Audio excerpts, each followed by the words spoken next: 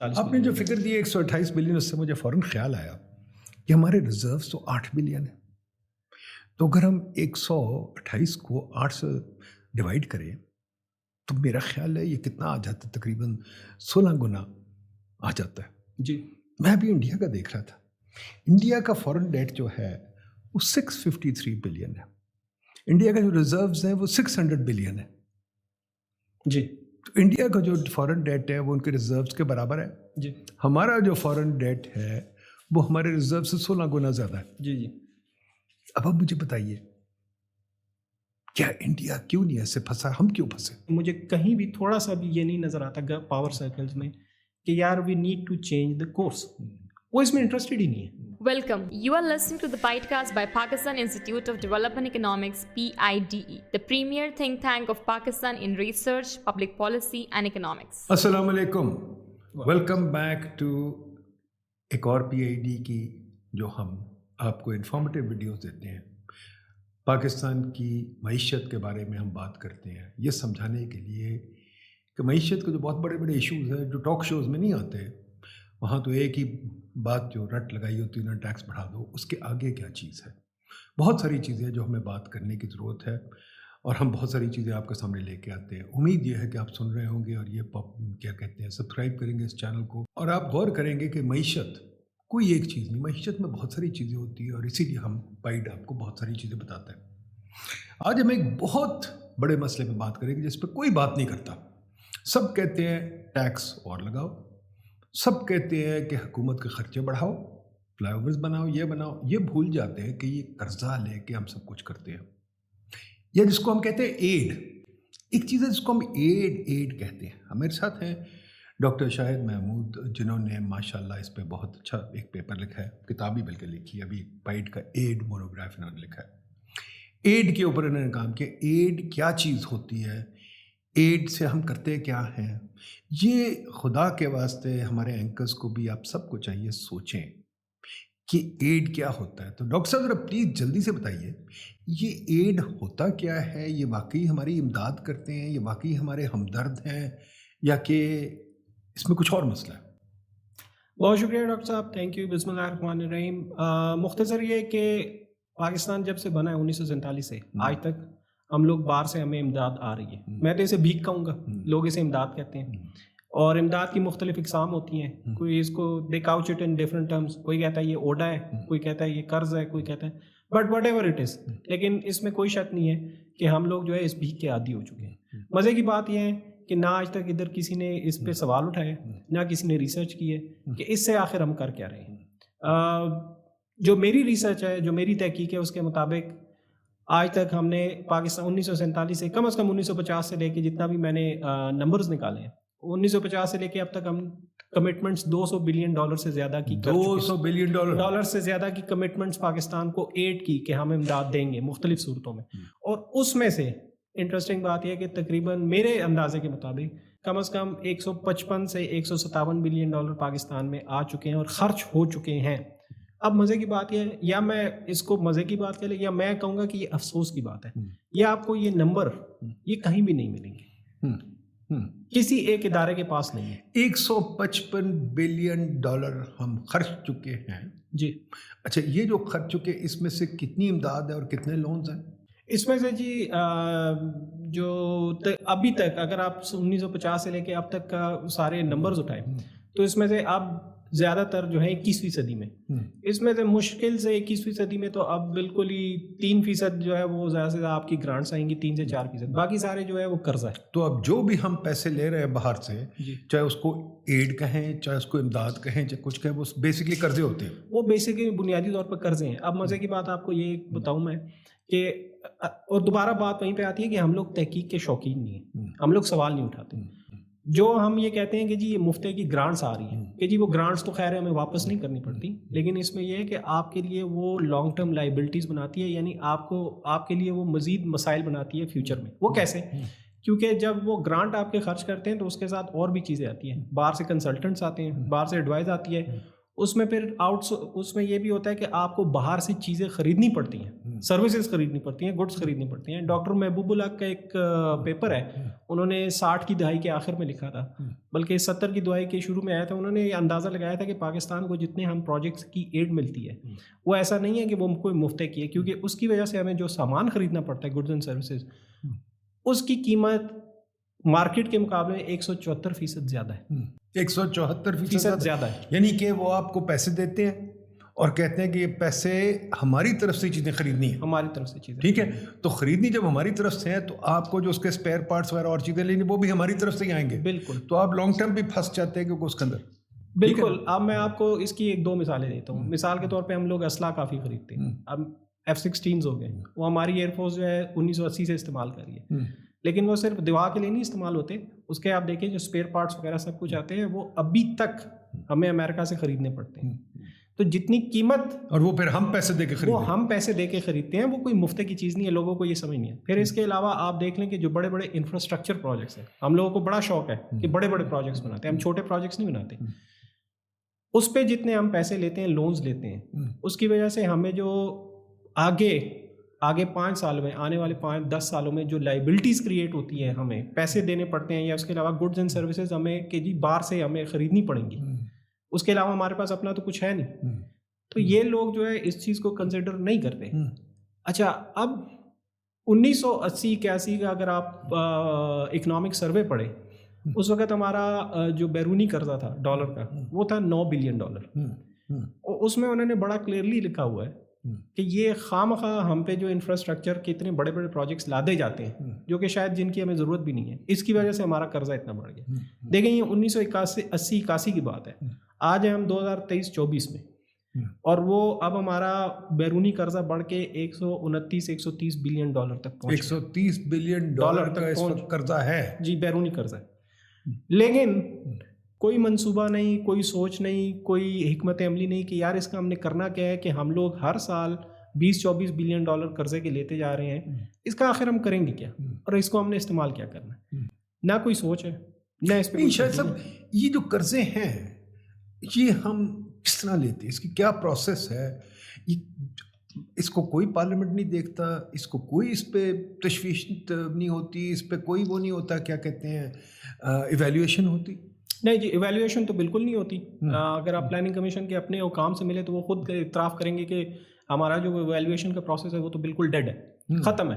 اس میں ہم لوگ کوئی ایویلیویشن نہیں کرتے کہ یہ جو ہم نے اتنے پروجیکٹس چلائے ہیں پاکستان میں. میں نے اندازہ لگایا کہ پچھلے 2 دہائیوں میں, پچھلے 20 سالوں میں اوسطاً کم از کم اگر آپ 2008-9 سے لے لیں تو اوسطاً پورے پاکستان میں تقریباً 1250 پروجیکٹس چل رہے ہوتے ہیں.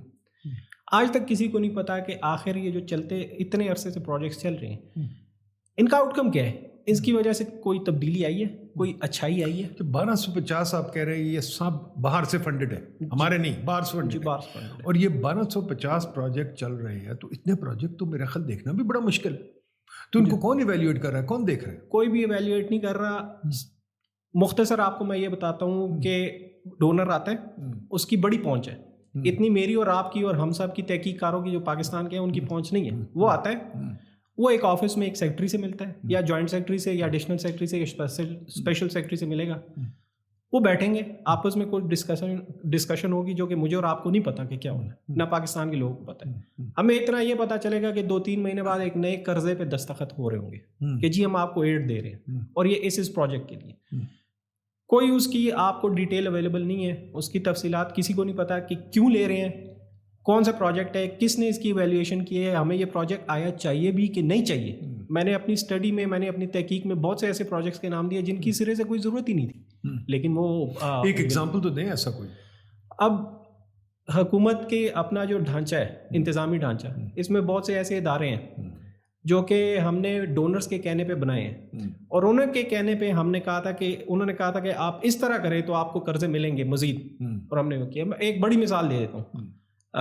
وابڈا کی جو بائیفرکیشن کی گئی, اس میں ہم نے جو جینکوز بنا دیے, اس میں ہم نے ڈسکوز بنا دی. یہ ورلڈ بینک کے کہنے پہ ہوا تھا.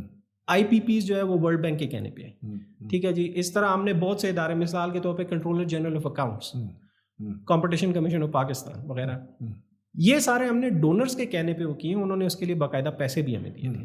اب سوال یہاں پہ یہ پیدا ہوتا ہے کہ ہماری اپنی سوچ کا ہے, اور جب یہ قائم ہو رہے تھے, جب یہ ہو رہے تھے, تو جو انہوں نے پیسے دیے وہ گرانٹ منی تھی, لون کی تھی؟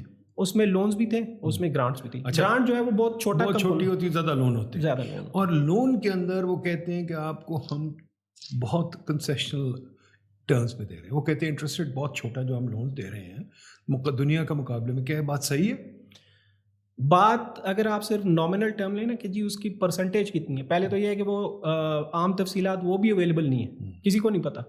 لیکن اگر آپ چلیں یہ کہنے کہ جی انہوں نے ہمیں ایک لون دیا, قرضہ دیا 1% پہ 2% پہ, لیکن اس میں یہ چیز نہیں پتا ہوتی کہ پھر اس 1% 2% اس قرضے سے ہم نے باہر سے کتنی چیزیں خریدنی ہیں. ٹھیک ہے, اس کی وجہ سے ہمارے مستقبل میں ہمیں کیا پریشانیاں, کیا لائبلٹیز آئیں گی. جیسے کہ میں نے کہا کہ یہ تحقیق کسی نے کی نہیں ہے, کیونکہ ہم آتی اس کے اندر ٹیکنیکل اسسٹنس بھی شامل ہوتی ہے. تو ٹیکنیکل اسسٹنس کیا چیز ہوتی ہے؟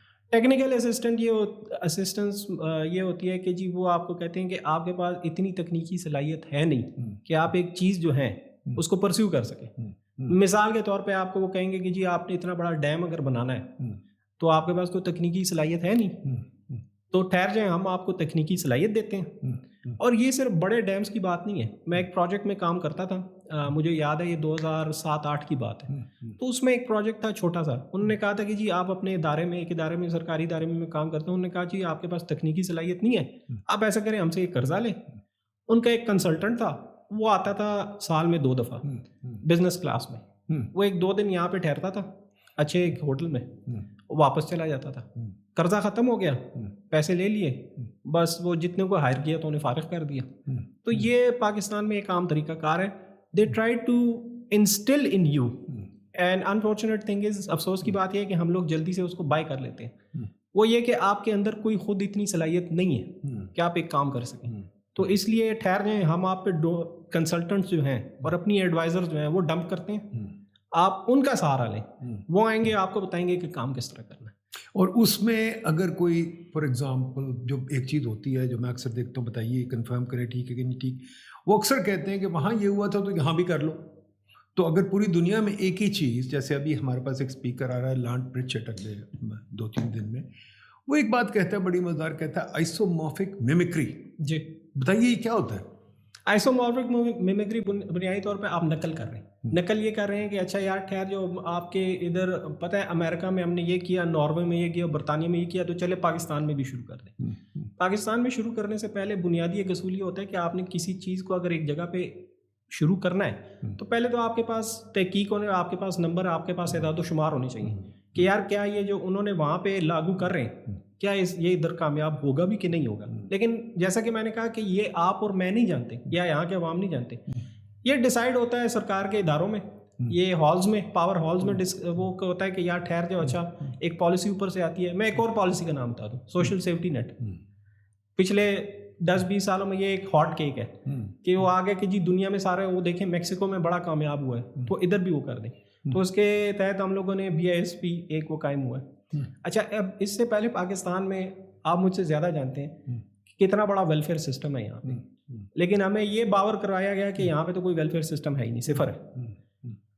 اب وہ پروگرام 2008 سے چل رہا ہے, اس پہ نیشنل ٹیکس پیئر کا تقریباً 1.5 کھرب روپے, ٹریلین روپے ٹیکس پیئر کے وہ خرچ ہو چکے ہیں. لیکن آپ دیکھیں گے کہ پاورٹی کے نمبر جو ہیں وہ مزید وہ گر گئے ہیں, وہ خراب ہو گئے ہیں, نہ اس سے کوئی اور امپرومنٹ آئی ہے. So we are carrying on with that thing. اس میں ایک چھوٹے سے انہوں نے ایک تھوڑی سی وہ رکھی ہوئی تھی کہ جی یہ آپ لے لیں, گرانٹ لے لیں, وہ بھی بہت ہی 1% کمپوننٹ ہے جو اس کا خرچہ ہے, اور اس میں مزید 4% جو ہے لونز ہیں. تو دیکھیں ہماری کہنے کا مقصد یہ ہے کہ ہماری کوئی سوچ نہیں ہے. اس میں ایک انتہائی ضروری بات میں نے اپنی جو تحقیق میں جو ثابت کی ہے وہ ایک تو یہ ہوتا ہے نا کہ لوگ اکثر, آپ ہمارے اکنامکس میں یہ ہوتا ہے کہ جی ایک انہوں نے کہیں سے ایک سیکٹر کے نمبر اٹھا لی اور اس پہ ریگریشن چلا دی اور کہا کہ جی یہ اچھا ہے, یہ ٹھیک ہے. نہیں, یہ جو غیر ملکی امداد ہوتی ہے, اگر امریکہ دیتا ہے, برطانیہ سے کوئی بھی دیتا ہے, یہ ایسا نہیں ہے کہ اٹس ناٹ اے چیریٹی, یہ وہ بغیر سوچے سمجھے نہیں دیتے.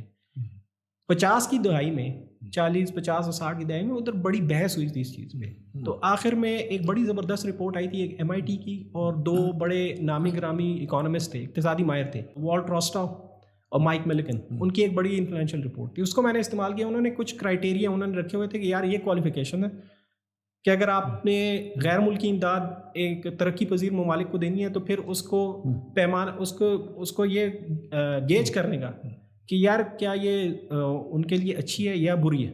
ان نے 4-5 کرائٹیرین رکھے جو کہ میں نے اپنی تحقیق میں استعمال کیا. مثال کے طور پہ انہوں نے ایک یہ رکھا کہ جب ان کو غیر ملکی امداد دیں گے تو وقت کے ساتھ ساتھ ان کی اپنی سیونگ ریٹ جو ہے مارجنل سیونگ ریٹ وہ بڑھتی جائے گی. ٹھیک ہے جی. دوسرا یہ ہے کہ ان کے ڈیولپمنٹ کے پروگرامز اتنے اچھے ہو جائیں گے کہ اس سے واقعی ہیومن کیپٹل یا ہیومن ڈیولپمنٹ انڈیکیٹرز ہو یا جی ڈی پی ہو وہ کنسسٹنٹلی امپروو کرتے جائیں گے. لیکن پاکستان کی تاریخ اٹھا کے دیکھیں ایسا کچھ بھی نہیں. اب مثال کے طور پہ دیکھیں $155 بلین, یہ میں آپ کو صرف وہ بتا رہا ہوں جو کہ بکس میں کسی نہ کسی طرح آئی ہیں.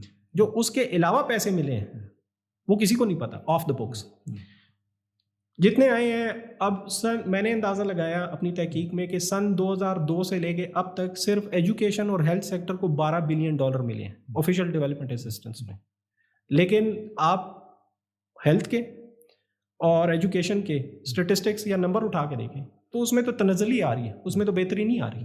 تو پھر آخر یہ $12 بلین ہم نے کس چیز پہ خرچ کیے, اتنا لون لے رہے ہیں, اتنے پروجیکٹس چلا رہے ہیں. تو یہ وہ سوال ہیں جو کہ ہمیں پوچھنے چاہیے لیکن ہم پوچھتے ہیں. ایک اور چیز جو میں کھیتی باڑی والا آدمی جو مجھے پتہ ہے کھیتی باڑی والے لوگوں سے بات کر کے کہ مولی اگر ایک جگہ اگتی ہے تو ضروری سب جگہ اگ جائے گی. وہ کہتا ہے یار یہ یہاں نہیں اگ سکتی وہاں, جیسے کہ آپ دیکھیں KPK میں ٹوبیکو اگتا ہے, تمباکو پنجاب میں نہیں ہوتا یا وہاں نیچے ساؤتھ میں نہیں ہوتا. تو اپنی بھی چاول جو ہے وہ صرف اگتا ہے ایک سرٹن ایریا, فیصل آباد وغیرہ کے ایریا میں, وہ آگے نہیں جاتا ادھر ادھر. تو یہ جو کہتے ہیں کہ ہر چیز اٹھا کے کاپی کر لو, تو کیا کاپینگ صرف کافی ہے؟ اکثر لوگ کہتے ہیں کہ جی you don't have to reinvent the wheel, you have to copy everything. تو ہم کاپی کرنے سے بنے کیوں نہیں ابھی تک جو ہم اتنا کاپی کرتے رہے, اور خاص طور پہ کنسلٹنٹس کی ایڈوائس لے کے, اور اپنی ہم نے کیپیسٹی جو ہے جو کہتے ہیں کیپیسٹی بلڈنگ کریں. یہ بھی بتا دیں کیپیسٹی بلڈنگ کے اوتر ہماری کیپیسٹی کیوں نہیں بنتی کبھی؟ یہ کیپیسٹی بلڈنگ جو ہے یہ ایک بڑا ایک ایسی وہ ٹرم ہے جو کہ بہت زیادہ سننے میں آتی ہے. آپ جدھر جائیں وہ کہتے ہیں, ابھی بھی آپ حکومت کے اداروں کے زیادہ تر جن لونز لیے ہوئے ہیں آپ میں ان کو سے تقریباً 50 سے 60% وہ کہیں گے جی ہم کیپیسٹی بلڈ کر رہے ہیں. اب حکومت کا ایک ادارہ جو کہ ٹیکس اکٹھا کرتا ہے اس نے کوئی ابھی تک جو ہے $400 بلین کہ 2004-05 میں لیے تھے کہ جی ہم نے کیپیسٹی بلڈ کرنی ہے. پھر 2019 میں $400 ملین لیے. اب تقریباً $300 ملین اور لے رہے ہیں کہ جی ہم نے کیپیسٹی. تو سوال یہ ہے کہ بھائی کون سی کیپیسٹی آپ بلڈ کر رہے ہیں؟ اور آپ جس سرکاری ادارے میں چلے جائیں وہ کہتے ہیں جی کیپیسٹی بلڈ کر رہے ہیں. تو یہ تو 50-60 سال سے, میں بھی وہ جو ہم نے تحقیق کی ہے, تو 50-60 سال سے تو یار کیپیسٹی بلڈنگ کے نام پہ پیسے آ رہے ہیں. تو آخر آپ کی کیپیسٹی کیا ہے؟ اچھا اب مثال ایک لے لیتے ہیں وابڈا کی. ٹھیک ہے جی. اب یہ وابڈا کا خصوصی طور پہ یہ کام تھا کہ یہ جو واٹر ریسورسز ہیں ان کو دیکھیں اور یہ ڈیمز وغیرہ کا. اچھا and they did it back there, جب منگلا ڈیم بنایا, تربیلا ڈیم بنایا, تو ہونا تو یہ چاہیے تھا کہ آپ نے اتنے بڑے کارنامے, ٹھیک ہے وہ بھی فورن ایڈ, اس میں فورن ایکسپرٹیز شامل تھی, but you should have learn some thing.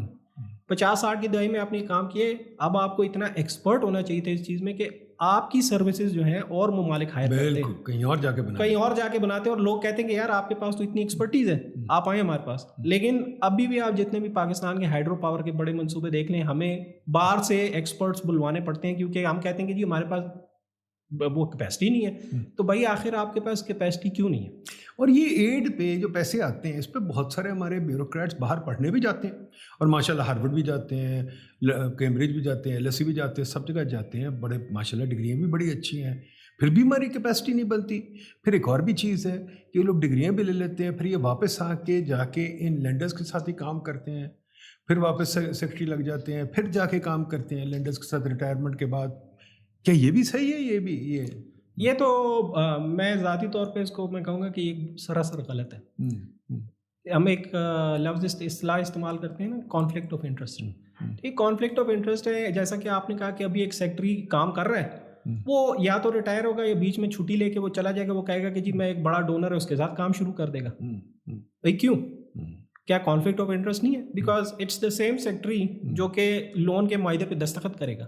تو یہاں پہ تو آپ کے سیدھا کانفلکٹ آف انٹرسٹ آ گیا. باقی دوسرا یہ ہے کہ ابھی آپ تحقیق کے دوران میں نے بڑی کوشش کی, میں نے اسٹیبلشمنٹ ڈویژن ساروں میں نے کہا یار کوئی مجھے نمبر دے دو کہ آپ کے کتنے افسران سال میں جو ہے ٹریننگ کے لیے جاتے ہیں, اور پھر اس ٹریننگ کا بنا کیا نا, مطلب آپ نے شاید کوئی پہلے تو وہ نمبرز آپ کو دیتے نہیں. پھر میں نے دیکھا کہ یار کوئی ویلیویشن ہوگی کہ اتنا انہوں نے ٹریننگ کی ہے, تو کوئی پتہ لگ جائے گا کہ یار کہاں پہ انہوں نے وہ بھی نہیں ہے. اکثر ایسا ہوتا ہے as far as I am concern, جو میرے نالج میں ہے, وہ جا کے جو ہے سیر کر آتے ہیں, ٹھیک ہے جی, اور سیر کس لیے کرتے ہیں, کیونکہ ڈونر آ کے ان کو کہتے ہیں کہ یار اگر آپ یہ دستخط کر لو, ان کے آپس میں بڑی وہ ایک انگریزی میں ایک وہ ہے نا کہ you scratch my back I scratch yours, تو وہ لون پہ دستخط کرنے کا اس میں یہ ہوتا ہے کہ یہ اپنے لیے راستہ نکال لیتے ہیں کہ اچھا یار چلو لون پہ تو ہم دستخط کروا لیں گے, لیکن ہمارے لیے اس میں کیا ہے, تو وہ کہتے ہیں کہ جی آپ کو ہم گھما پھرا دیں گے, سیر کروا دیں گے.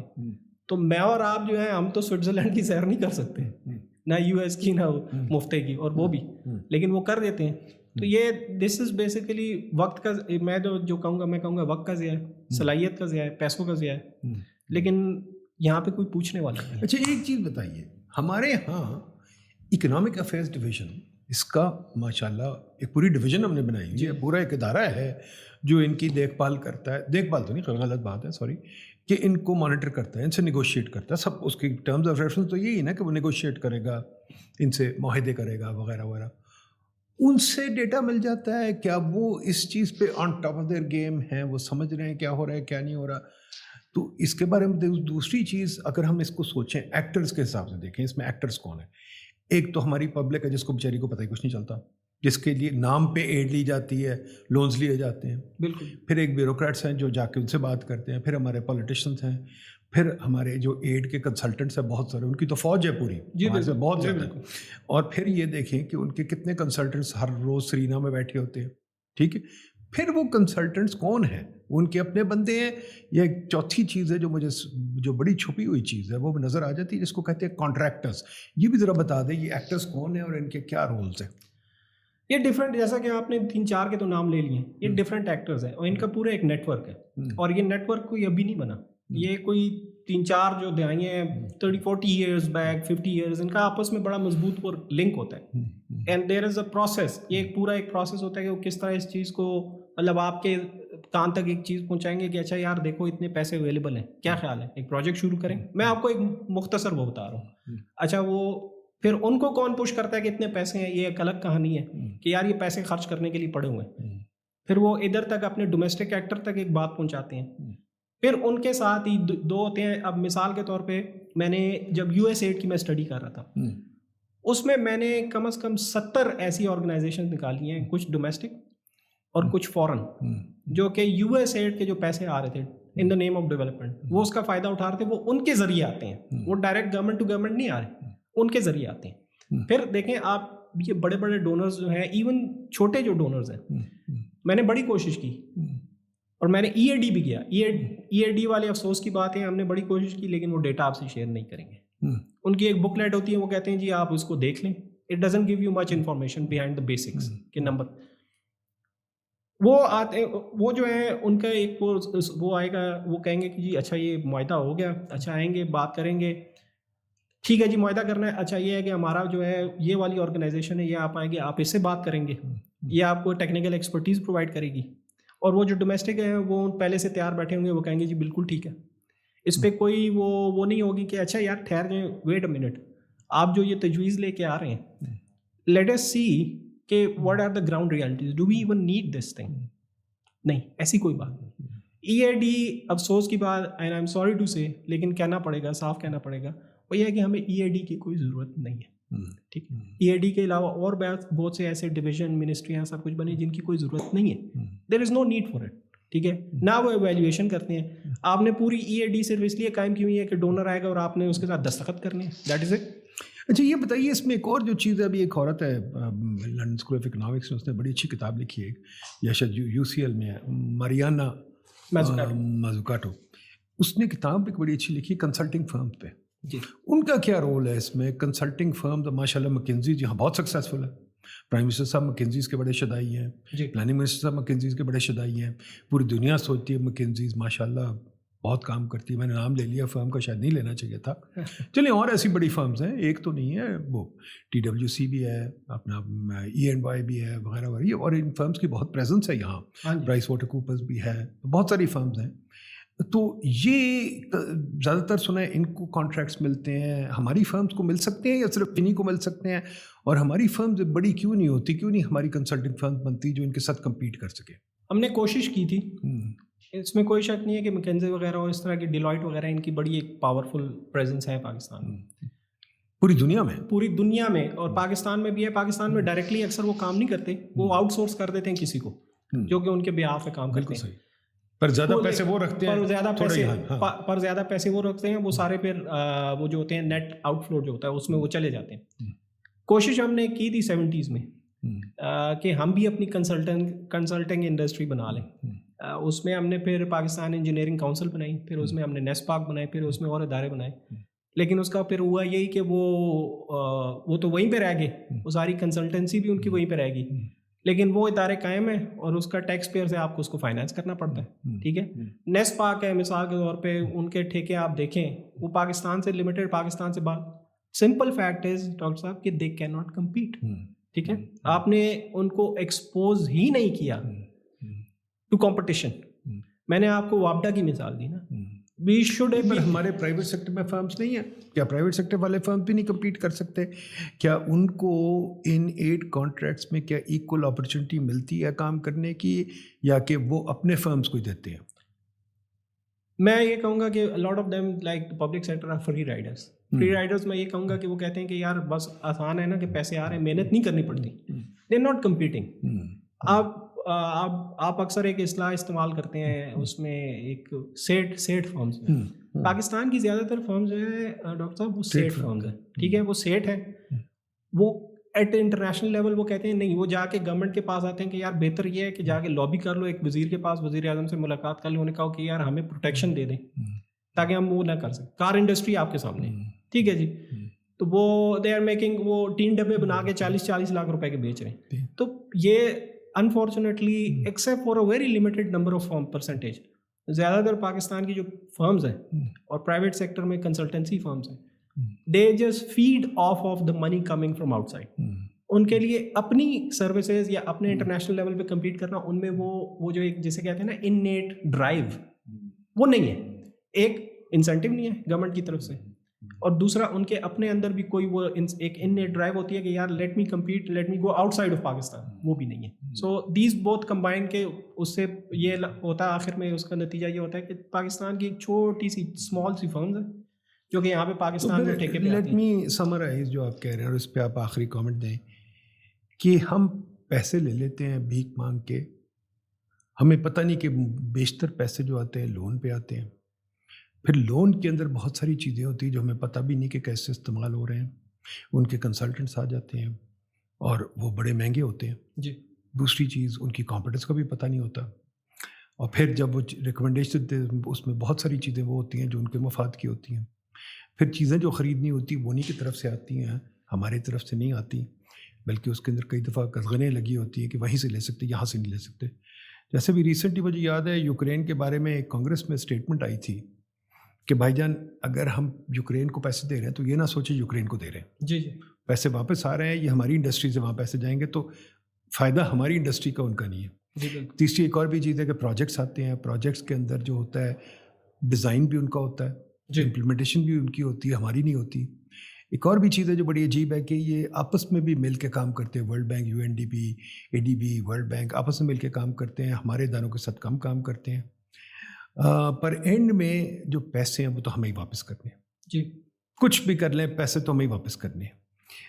اور ہم میں نہ صلاحیت ہے اس کو ایویلیویٹ کرنے کی، سمجھنے کی، نہ ہم میں وہ انسینٹیو سسٹم ہے. میں کانفلکٹ آف انٹرسٹ پہ جو ہمارے لینے والے لوگ ہیں ان میں کانفلکٹ آف انٹرسٹ ہے، وہ سیرے بھی کرنا چاہتے ہیں، کنسلٹنگ بھی کرنا چاہتے ہیں، باقی بھی ان کے بڑے فائدے ہیں اس میں سے. تو یہ تو بہت بڑا مشکل پرابلم ہے. اس میں سے ہم نکل سکتے ہیں یا نہیں نکل سکتے؟ آپ پھنس گئے ہیں اس میں.